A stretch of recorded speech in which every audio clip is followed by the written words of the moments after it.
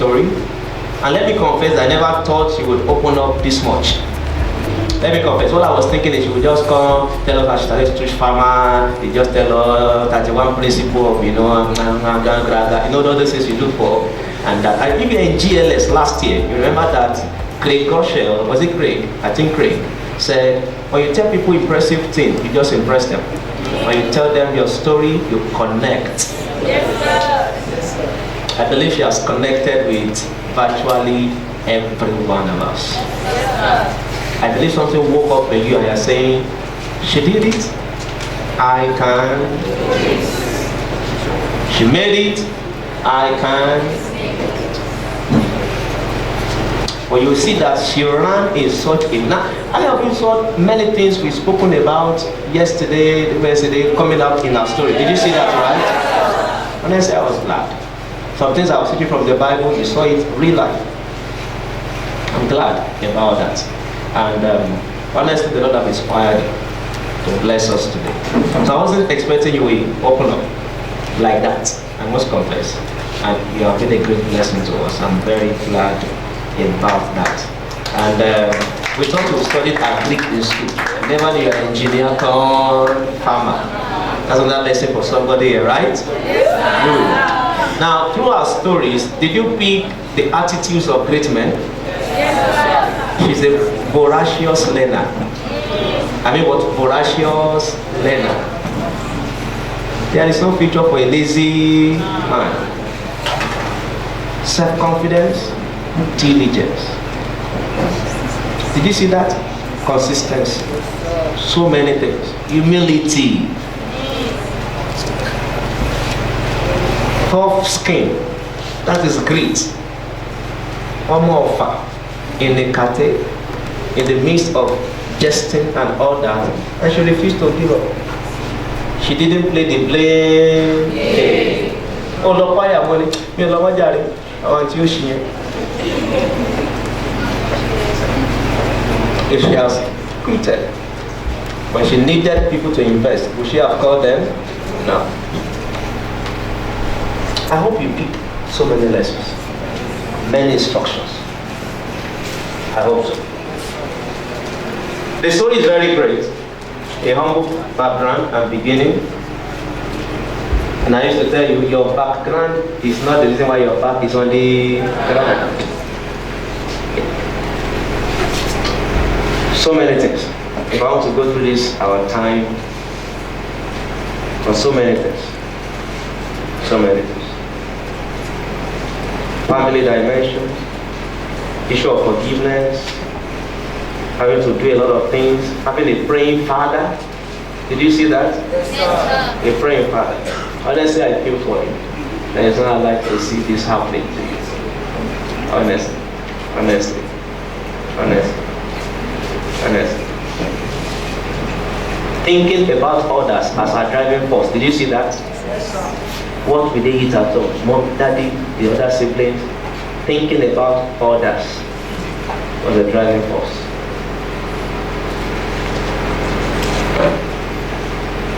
I believe from this, you should have wisdom whilst you're in a family when you become a father and a mother, right? And you could get instruction for how a child is meant to serve the parents. By way of background, you should understand the blessing from that story, right?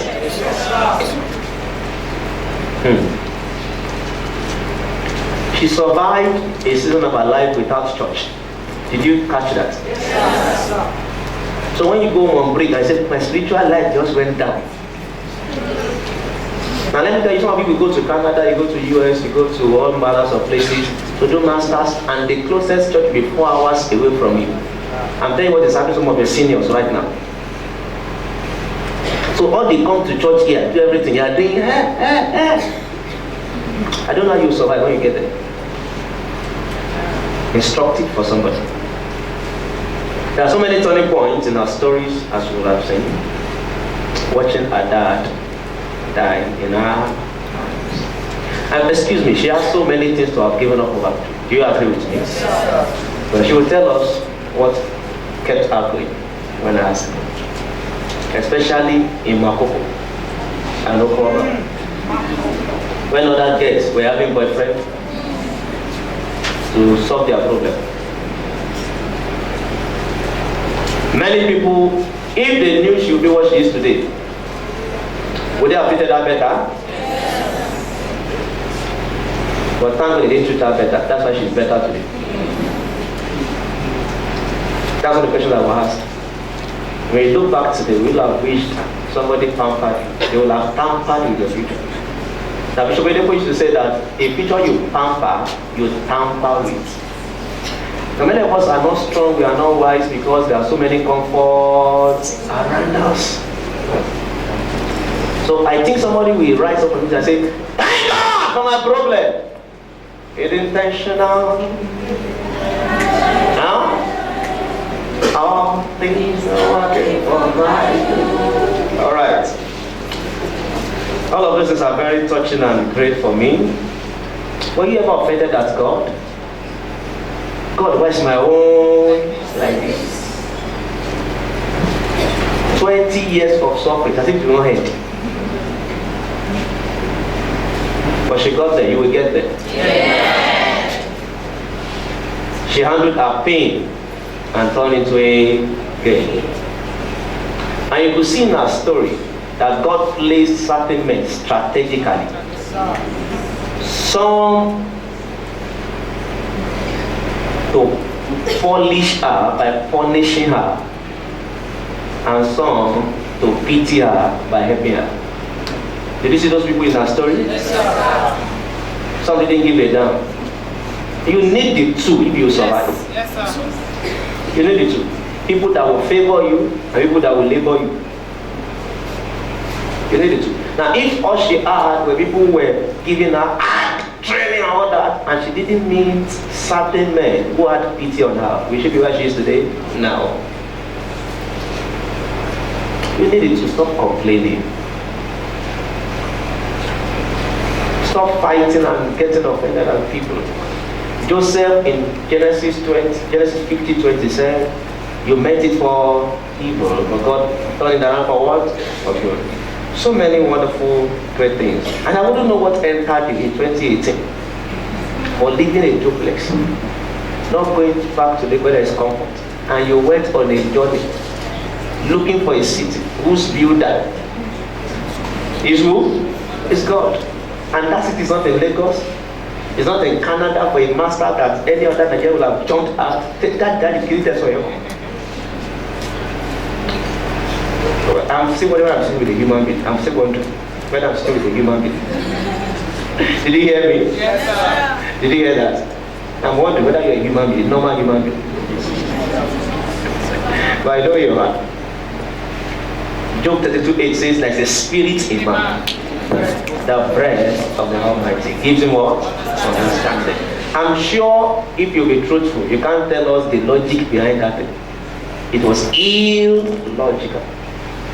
And these are the fingers of God you keep seeing in these stories. Please be encouraged. Let me confess, I never knew this situation would be like this. Let me confess. I was thrown off balance myself. So I believe God is here with us doing something great in our midst. Please be encouraged. And the Lord will bless you in Jesus' name. Now, a few questions. Some general questions. We just handle them briefly. Some from your YouTube videos. Alright. I sat down some weeks ago to do that, but I got so choked up with so many things. So I told one of my daughters, I know that she delivers. Just this morning, few minutes to 9, I said, you go and browse now, check on YouTube, get me some questions from my videos. So don't let me talk as if I'm the one who wrote these questions. Damilola Thompson wrote the questions, so let's appreciate that, please. Thank you. Alright. Now, what will you tell us? I missed the whole thing. I think you've said it. Poverty. But maybe in a way of just telling us. What will you say in the midst of this whole thing? We are talking about wake up. What will you say was the most important thing that God used to wake you up? Now, we talk about waking up on Thursday, and we said some people, when they sleep, you have to pour water on them to wake up. Some you have to plug them. Some their mother will do to wake up. Some is alarm. Some just wake up by themselves. And all that. Some wake up late, some wake up early. We talked about that a little. So what would you say woke you up into this reality of life that God has brought you into? Thank you very much. First of all, I would say that poverty, but at the same time, my dad's death softened my heart and made me to make some very, very rigid and tough personal decision, that never in my life will I be in this kind of situation again. As in not having money to take care of someone who had sacrificed all of his life for me and my siblings, and I was just there, helpless. Couldn't afford money to take him to the hospital. I still have that regret. I still cry about it when I'm alone, because I always feel that if I had the money to actually take him to the hospital, probably, I am not God, probably he would have survived. Do you understand? So that kept on pushing me. I cherish my family members, I cherish my blood, I cherish people.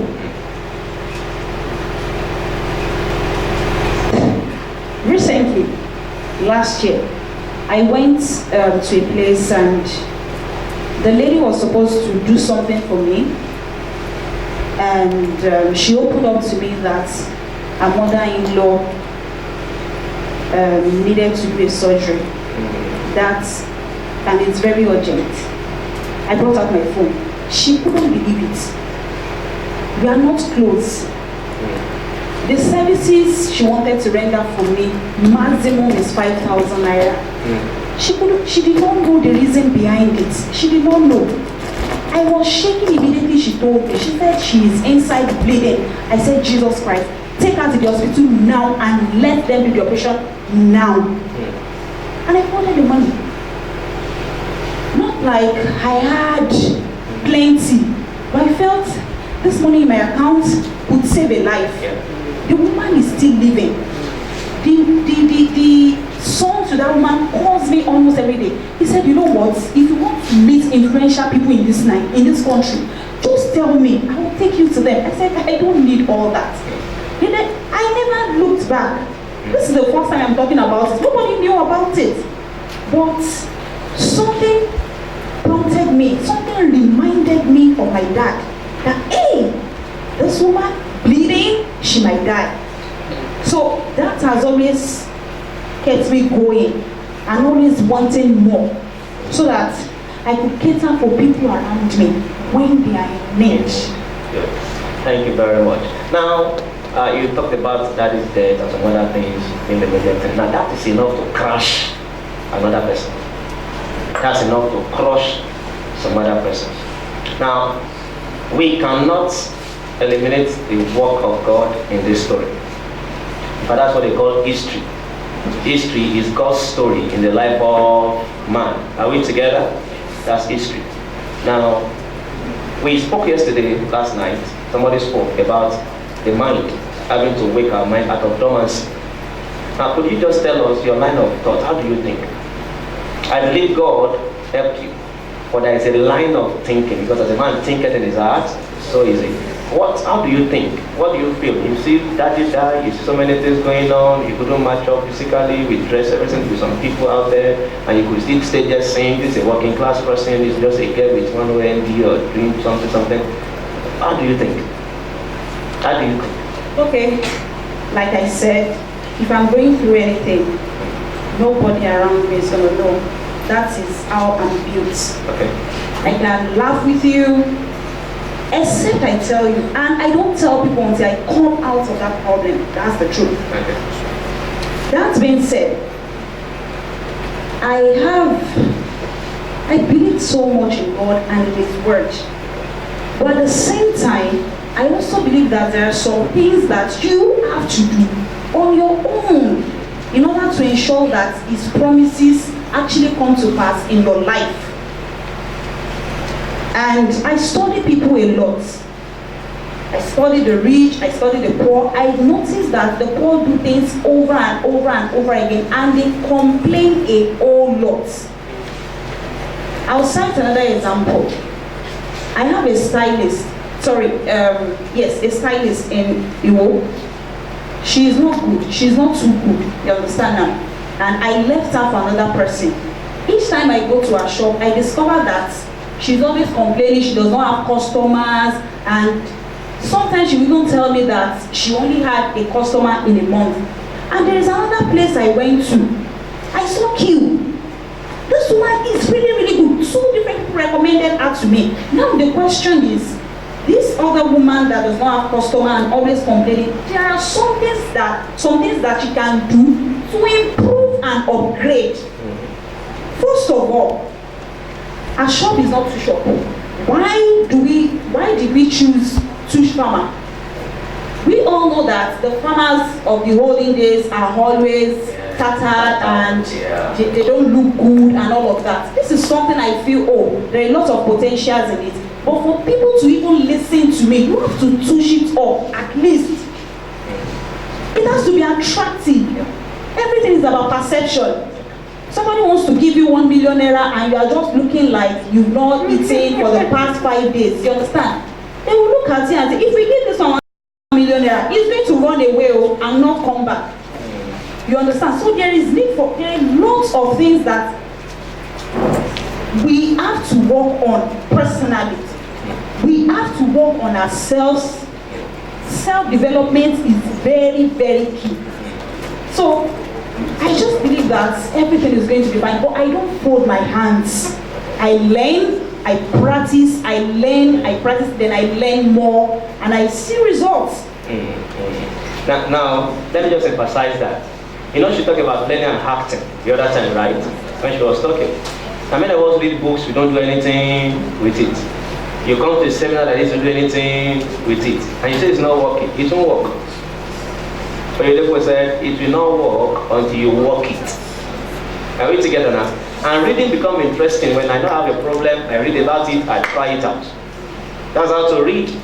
So you are reading one book, you know, in the next 20 years. What's the use? That's even boring. It will be boring because there is no immediate need for it, an action. Please learn that. But let me quickly clarify this. I know our personalities are different. And when it comes to not talking to somebody until you are out of it. Now, I don't want you to swallow that and then die in silence. Also in your story, of course, remember what's the name of that brother who was sending data and everything like that? Steven. Remember brother Steven? Now, in certain times, you're like, hey, Steven, how about this and that? You get that now. Now, I want you to please shed light so that we can help somebody here. So we don't say, if you tell somebody, they will go and say something. Now, I believe there is a difference between throwing pity party and then seeking help, which is more of, number one, the intention of the person, and also the person is speaking to. I just sometimes dabaru the face, everything like that, for people to say sorry. You think they will help you, unfortunately it's a lie. So there is this throwing pity party. I don't know if that's actually what you are trying to avoid. I don't want to throw a pity party. I believe I'm going somewhere and so on like that. And what is that in also having to know when to seek for help? How do you balance it? Okay, let me quickly clarify this. All the money I borrowed from Stephen was refunded back to him in full. Okay. And as a matter of fact, the first investors that I got, I also called him and he invested, got his money, and he brought a lot of people. By the time I met Stephen, I was already given value for free. So Stephen had gone through my training for free and he saw me like a teacher. It's okay. He saw me like a teacher. So I knew I had the money in my account. I wasn't lying about it. Just that I was debited and I needed, it was during festive period and it would take time for me to retrieve the money.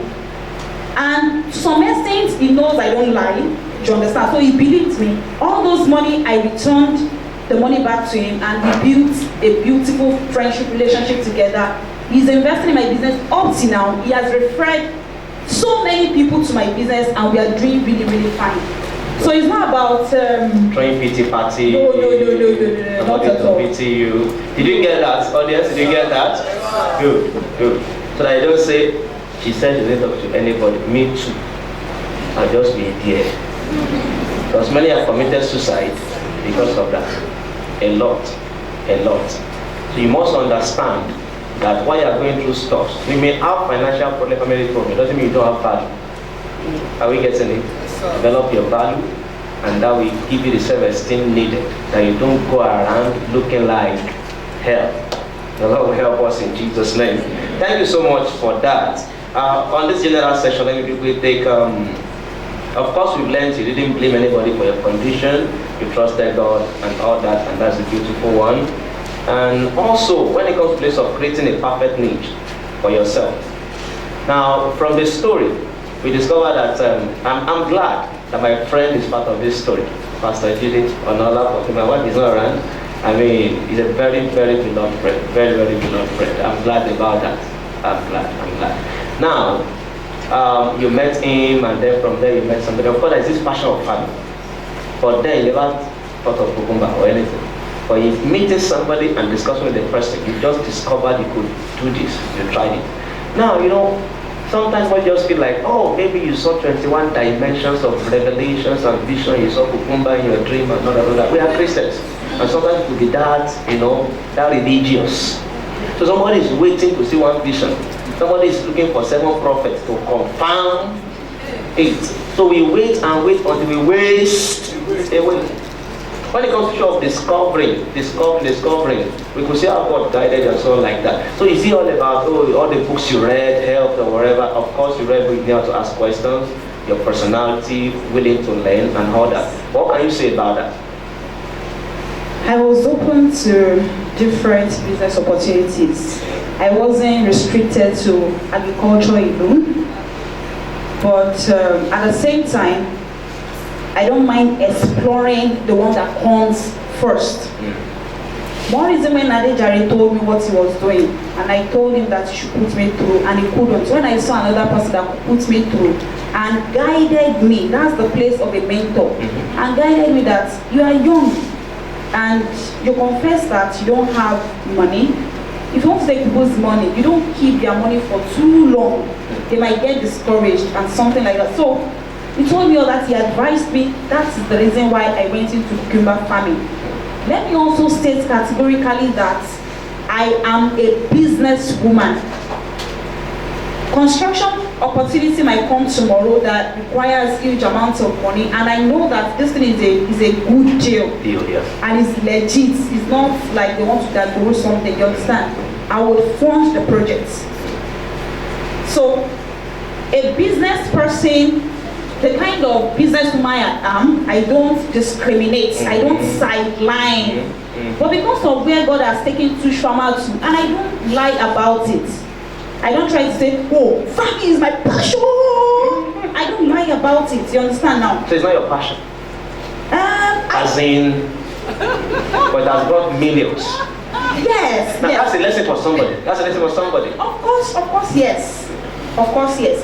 Remember, whatever thing I do it well. With the whole of my heart. Yeah. With the whole of my heart. Yeah. Even when results doesn't come like.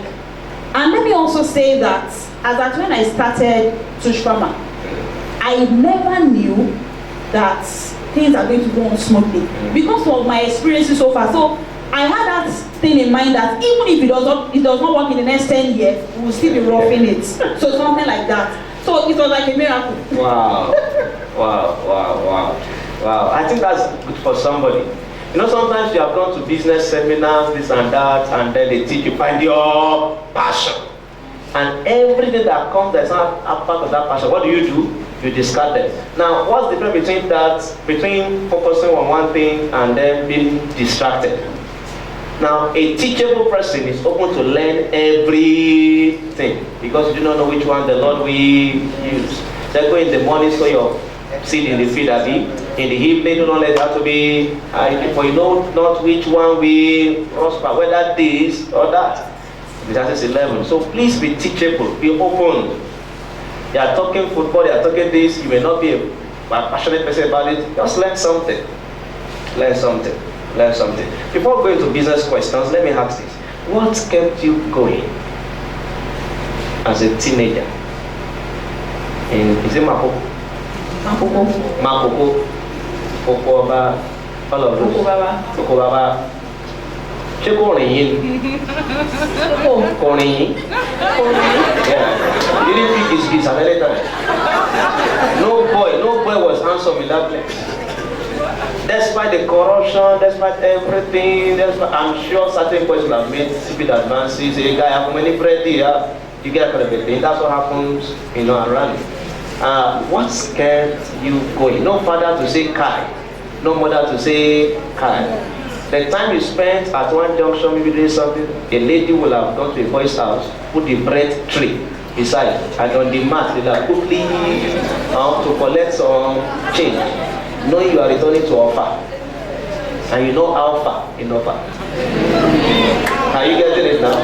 What kept you going? You are not going to church, except for one night DJ church, they are not to sneak there, despite the worst schedule and so. What kept you going? I left Offa because of something. And that thing is not a joke to me. Because my dad, though he was poor, he was uneducated, he wanted us to go to school. He had said it times without number.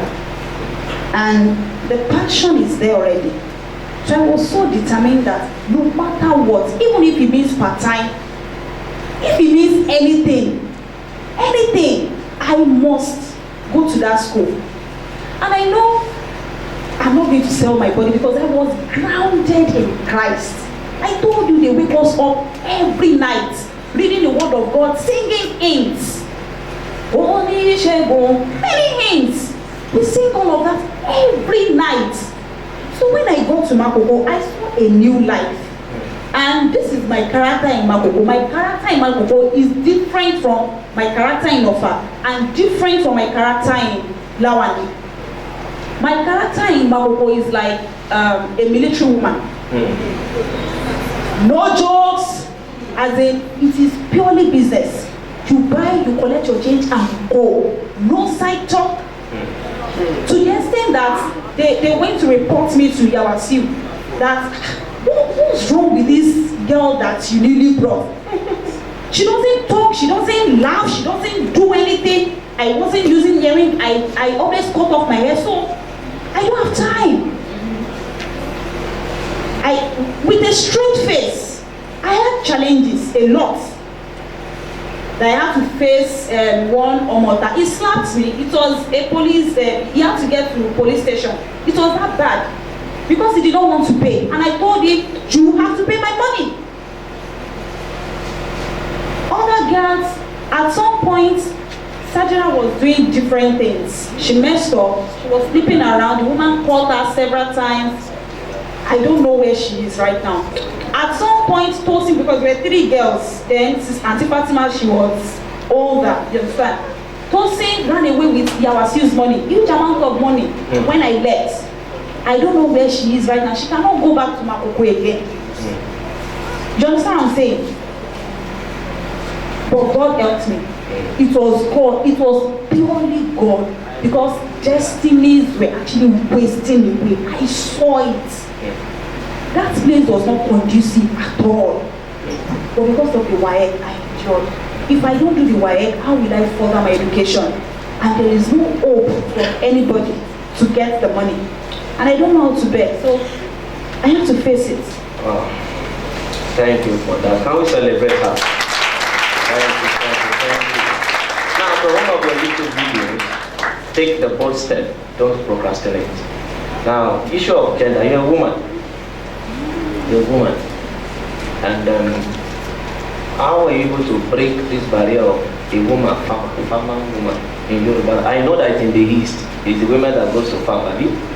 The men stay at home and pray for the woman that has gone to farm under the tree by drinking. You know they are watching online. I didn't say this. Okay. All right. Now this is a man's sword in quotes. Business world, the man's world. Of course, we have great models. Olorunsola Kija is there, Bukwawashika is there, so many other fantastic women are there. But the truth is, it's still a man's world, in quotes, it's a man's world. Now far, charcoal. I think maybe more women are doing charcoal more than men in the villages. I don't know, maybe, and all that. Now, the question is, as a woman, how are you able to navigate and have this groundbreaking success in business, in family? Is there any challenge to it? There is another branch of my business that I did not mention, which is trading of plantain. I buy from farmers and resell. To God be the glory. My business in agriculture was doing fine, like I said, doing fine, and I have married men working under me, and I respect them. Even those that are not married, I use sir, ma for all of them. You understand now? They know their duty, and I know my duty as well. And I think that people around, especially old farmers around, are always motivated to see that, oh, a young woman.